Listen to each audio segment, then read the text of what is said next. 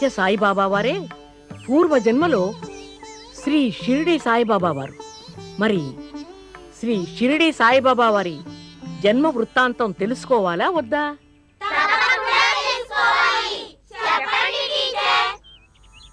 శ్రద్ధగా వినండి.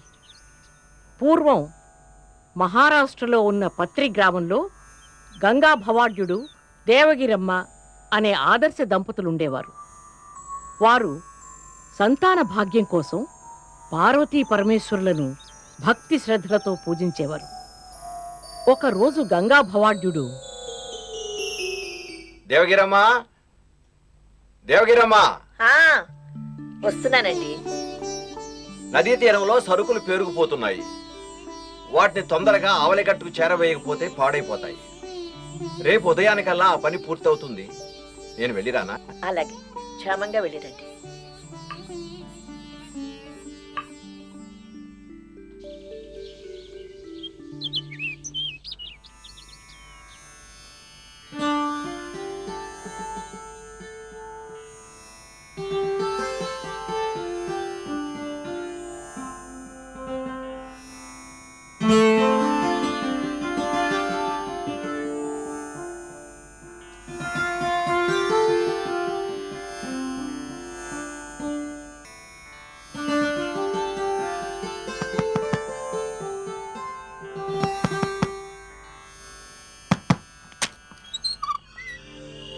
అమ్మా, ఎవరు? తల్లి, నేనొక బాటసారిని, వృద్ధుడిని. చీకటి పడింది, చూపు సరిగ్గా ఆనటం లేదు. శరీరం బాగా అలసిపోయింది, పడలికగా ఉందమ్మా. ఈ రాత్రికి కాస్త ఆశ్రయం కల్పిస్తే చాలు. మళ్ళీ ప్రాతకాలమే నా ప్రయాణం ప్రారంభిస్తాను తల్లి. మీరు వృద్ధులు, పెద్దలు. మీకు ఆశ్రయం ఇవ్వడం కన్నా అతిథి సర్కారం మా ధర్మం. నా భర్త వ్యాపార నిమిత్తమై నదీ తీరానికి వెళ్ళారు. వారు రావడానికి ఆలస్యం అవుతుంది. అతిథి సర్కారం చేయడం మా ధర్మం. మీరు ఈ అరుగు మీద విశ్రమించండి. అలాగే తల్లి.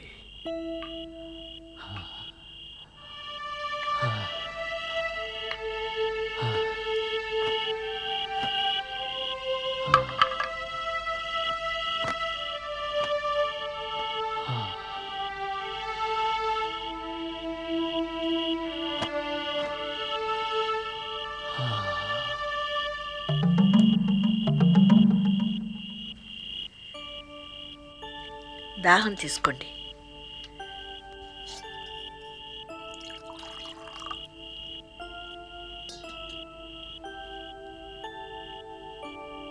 పలహారం తీసుకొస్తాను, తీసుకుంటారా?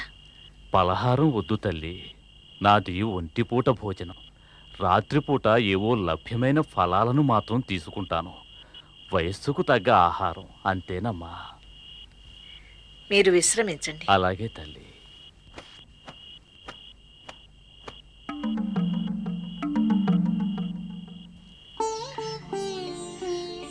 ఈ అరటిపళ్ళు ఆరగించండి. పెద్దలు, నిద్రించడానికి చాపాజింటి తీసుకొస్తాను. వద్దు తల్లి, భూమిని మించిన పానుపు, మోచేతిని మించిన దిండు ఎక్కడున్నదమ్మా. నేనిక్కడే శయనిస్తాను. నువ్వు భద్రంగా వెళ్ళి తలుపు వేసుకో తల్లి. అలాగే, వెళ్ళమ్మా.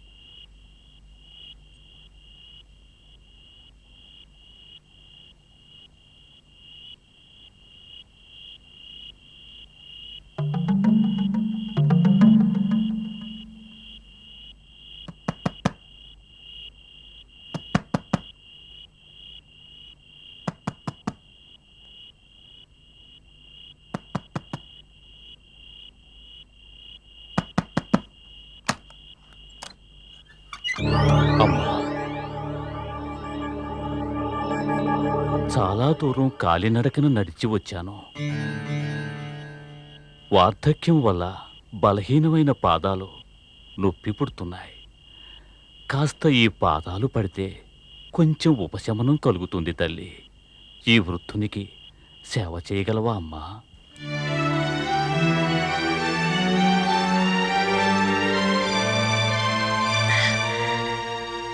కాస్త ఓపిక పట్టండి, ఆహా, ఇప్పుడే వస్తాను. అలాగే తల్లి.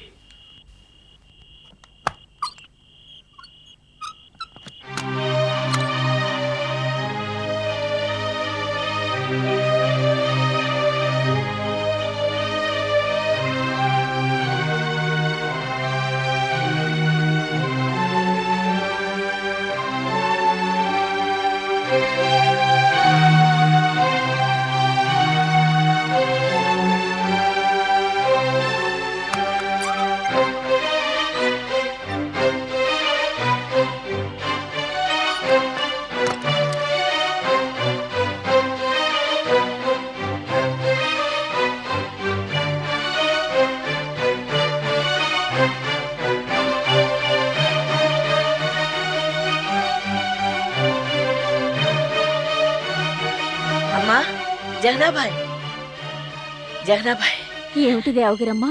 మా వారు పని మీద నదీ తీరానికి వెళ్ళారు. మా ఇంటికి అతిథి వచ్చాడు. పాపం వృద్ధుడు, కాళ్ళు నొప్పులుగా ఉన్నాయి. కొంచెం సహాయం చేస్తావా అమ్మా అని అడిగారు.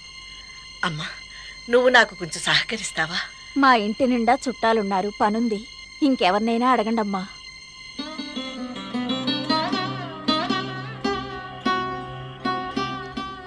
అమ్మా, అమ్మా, ఎవరు? మీరా? అమ్మా, నాకు కొంచెం సహాయం చేసి పెడతావా? ఇంట్లో ఎవరూ లేరు. పాపకు పాలు పట్టాలి. నాకు వీలు పడదమ్మా.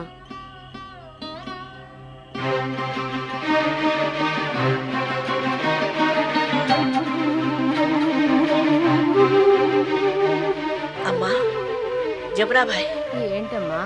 మా ఇంటికి అతిథి వచ్చాడు. కొంచెం సహాయం చేస్తావా అమ్మా? నా ఒంట్లో నలతగా ఉందమ్మా, రావడానికి శక్తి లేదు, రాలేను. ఆ,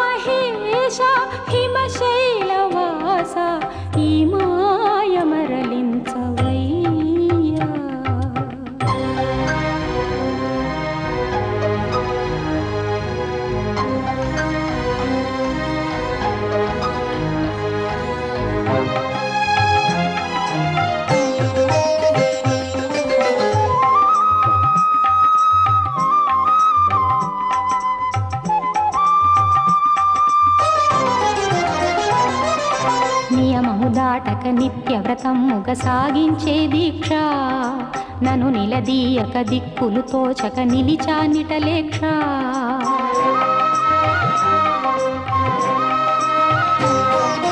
పాదములొత్తంగా పరపురుషుడనే శంక కాదని చెప్పంగా వ్రతభంగమయే బెంగ నమ్మిన వారికి నెమ్మది నీయక ఈ లీల వింత పరీక్ష భక్తాళిపై ఉపేక్ష ఈ లీల వింత పరీక్ష భక్తాళిపై ఉపేక్ష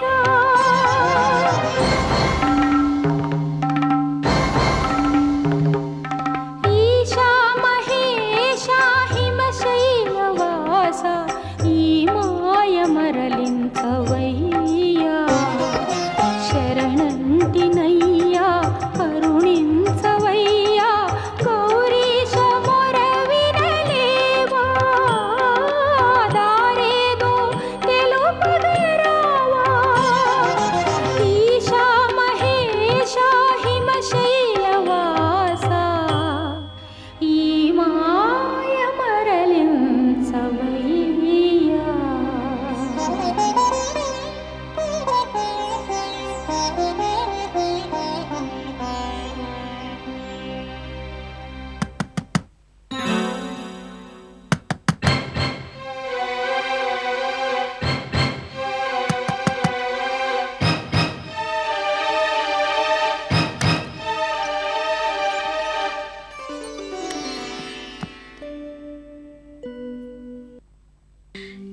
ఎవరమ్మా మీరు?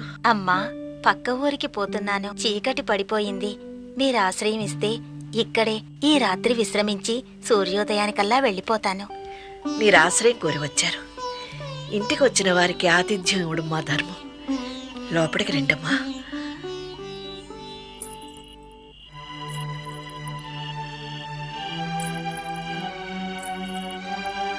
ఇదమ్మా జరిగింది. ఓ సింతేనా? ఈ సాయం నేను చేయకుండా ఉంటానా? పరోపకారార్థం ఇదం శరీరం. ఆపత్ సమయాల్లో ఆడా మగ తేడాలు చూడనవసరం లేదమ్మా. పద.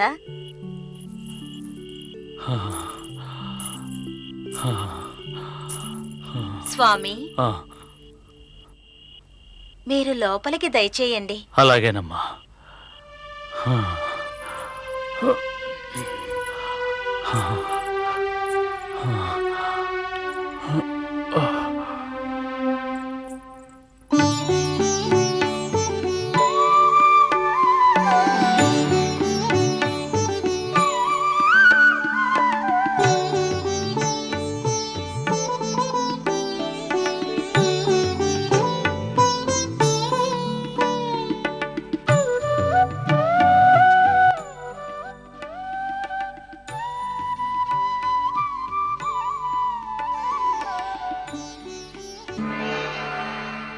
దేవగిరమ్మా,